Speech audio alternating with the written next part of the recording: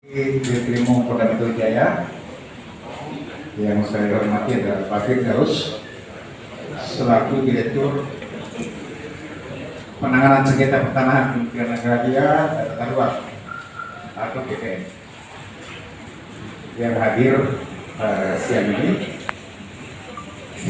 Dan saya hormati teman media. Siang ini kami bertiga dan rilis. Dan memang kita ketahui bersama bahwa ada sedikit ramai di media konvensional tentang masalah mafia pertanahan. Juga ada beberapa artikel pemberitaan di yang ramai sekarang ini baik di media sosial maupun di media konvensional yang isinya bahwa adanya penyidik Polda Metro Jaya yang membackup aksi mafia tanah. Kemudian juga Puskongkol dengan sindikat-sindikat. Juga ada penanganan atau penetapan ahli waris inisial D ini yang jadi tersangka tanpa pemeriksaan terlebih dahulu.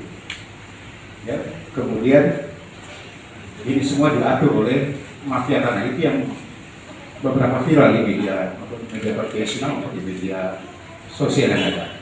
Makanya perlu di sini kami meluruskan supaya teman-teman media, masyarakat juga tahu semuanya seperti apa sebenarnya penanganan yang kita lakukan. Ini tersangkut masalah adanya penanganan tanah yang berada di daerah Kembangan Raya di daerah Jakarta Barat seluas 7.995 meter persegi. Kasus ini sudah lama, sebenarnya sudah penanganan secara perdata juga sudah sejak tahun 2002 sampai 97 ya, 97 bahkan 2002 juga ada. Ya, proses perdatanya sudah berjalan dan sudah selesai. Bahkan ada kesepakatan di antara ketiga belah pihak di sini yang bersengketa. Nanti akan dijelaskan. Secara bentuk penyidikan dijelaskan. Kemudian ada laporan polisi memang ke Polda Metro Jaya. Yang laporan polisinya itu sejak bulan 6 Maret tahun 2020. Biar lebih jelas nanti akan dijelaskan bagaimana penyidikannya oleh Krimum Polda Metro Jaya, juga dari Pak Firdaus nanti sebagai Direktur Penanganan Sengketa Pertanahan ini akan menjelaskan secara administratif seperti apa sih setelah tadi perdata seperti tadi. Nanti akan dijelaskan secara gamblang biar teman-teman media juga tahu. Ya, kami harapkan nanti silakan teman-teman memilih sesuai dengan apa yang berdasarkan fakta yang disampaikan oleh penyidik dalam hal ini Krimum dan juga dari teman dari BPN. Ini pembuka saya teman-teman semua. Nanti akan saya serahkan ke Pak Krimum untuk penanganannya penyidikannya sampai dengan mana. Terima kasih. Assalamualaikum warahmatullahi wabarakatuh. Baik, terima kasih yang saya hormati Pak Kabid Humas, Bapak Firdaus, Direktur Penanggulangan Sengketa, rekan penyidik, dan seluruh rekan-rekan media yang saya hormati. Rekan-rekan sekalian, sebagaimana tadi dibuka oleh Pak Kabid Humas, kenapa sekarang kita rilis untuk meluruskan supaya jangan nanti informasinya simpang siur, dan juga yang kedua kalau bertanya satu-satu menjawabnya sering banget menjawab satu-satu, sehingga inisiatif biar kita hadirkan penyidiknya, kemudian juga dihadirkan dari BPN-nya. Ada beberapa hal yang perlu diklarifikasikan. Yang pertama adalah adanya dugaan bahwa Polda Metro Jaya, khususnya salah satu subdit, membackup mafia tanah. Rekan-rekan sekalian, dasarnya yang disebut dengan backup mafia tanah yang dilakukan oleh Polda Metro itu adalah melaksanakan laporan polisi. Laporan polisinya tentang apa? Laporan polisinya adalah tentang pasal 167 KUHP. Itu terus kemudian ada 170, 406 dan 335. tapi muaranya utamanya adalah di pasal 167 KUHP. Dalam pasal 167 KUHP, pidana pokoknya adalah memasuki pekarangan orang lain, menduduki pekarangan orang lain. Pelapornya adalah PTP.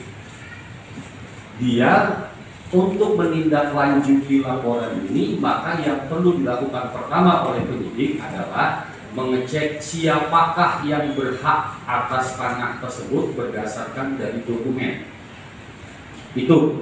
Jadi bukan membackup, tetapi menindaklanjuti laporan polisi dari pelapor. Laporannya memasuki pekarangan terkait. Berhakkah orang ini laporan? Berhakkah orang yang menduduki itu terhadap lahan itu? Kemudian dilakukan penyelusuran terhadap siapakah yang berhak terhadap lahan tersebut. Setelah melalui pendalaman sedemikian rupa, ada 2 produk dari BPN. Sertifikat awalnya atas nama PTP, kemudian berdasarkan surat dari SK Kanwil DKI ada pembatalan. Di situ penyidikan berhenti, bukan berhenti, dipending, tidak berjalan. Kemudian terhadap SK pembatalan itu dikeluarkan SK Menteri yang menganulir pembatalan tersebut, sehingga hak itu balik lagi kepada PTP berdasarkan sertifikat. PTP dalam struktur perkara adalah sebagai pelapor. Polda Metro Jaya menindaklanjuti laporan tersebut. Bagaimana proses nanti SK tersebut kita hadirkan sama-sama dari direkturnya. Itu jadi bukan membackup, tapi menindaklanjuti laporan polisi. Laporan dikeluarkan oleh yang berhak. Haknya timbul karena adanya surat keputusan Menteri APR. Itu yang pertama tuh yang diklarifikasikan, bukan membackup tapi menindaklanjuti laporan polisi. Yang kedua, Polda Metro Jaya dituduh untuk menetapkan tersangka tanpa melakukan pemeriksaan sebagai saksi. Saya jawab bahwa penetapan tersangka didasarkan kepada 2 alat bukti minimal. Alat bukti tersebut sudah dilakukan gelar perkara sehingga ditetapkan yang bersangkutan sebagai tersangka. Terhadap penetapan tersangka ini, Polda Metro Jaya diajukan pra peradilan dan sudah ditolak, permohonannya ditutup. Artinya penetapan sebagai tersangka sudah diuji di pengadilan negeri, dianggap tidak memenuhi satu persyaratan. Terhadap penetapan tersangka D itu sudah dilakukan uji oleh peradilan di pengadilan negeri Jakarta Selatan dan sudah ditolak permohonannya, ditutup perkaranya. Yang ketiga, ada dugaan bahwa tersangka diperiksa dalam keadaan sakit, dipaksa, itu bunyi yang keluarnya. Rekan-rekan sekalian, kata sakit di sini harus diartikan secara jelas bahwa yang bersangkutan tidak bisa, kondisinya pada saat itu tidak bisa dilakukan pemeriksaan. Benar. Kenapa? Karena kalau sakit itu diartikan secara umum, orang yang punya sakit menahun tidak akan pernah bisa diperiksa.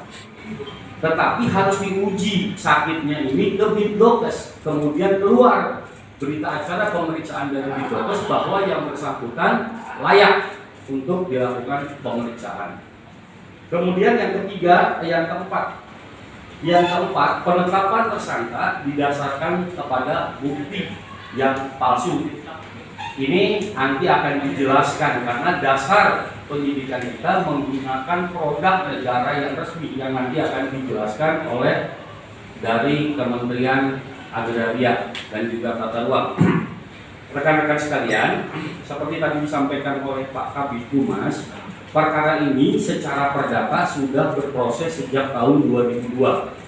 Kemudian terhadap ini sudah ada 3 kali diajukan keputusan. Ini yang kemudian dijadikan dasar oleh pihak terlapor atau dalam hal ini pihak tersangka. Padahal terhadap itu sudah selesai dengan dilakukannya akte notaris di tanggal 8, nomor 8, 9, dan 10. Dan terakhir dari perjalanan perkara ini ujungnya ujungnya kemudian ditetapkan surat keputusan Menteri Agraria dan Tata Ruang, ditetapkan bahwa di atas lahan tersebut adalah berlaku sertifikat HGB atas nama PTP. Dialah yang sebagai pelapor di Polda Metro Jaya.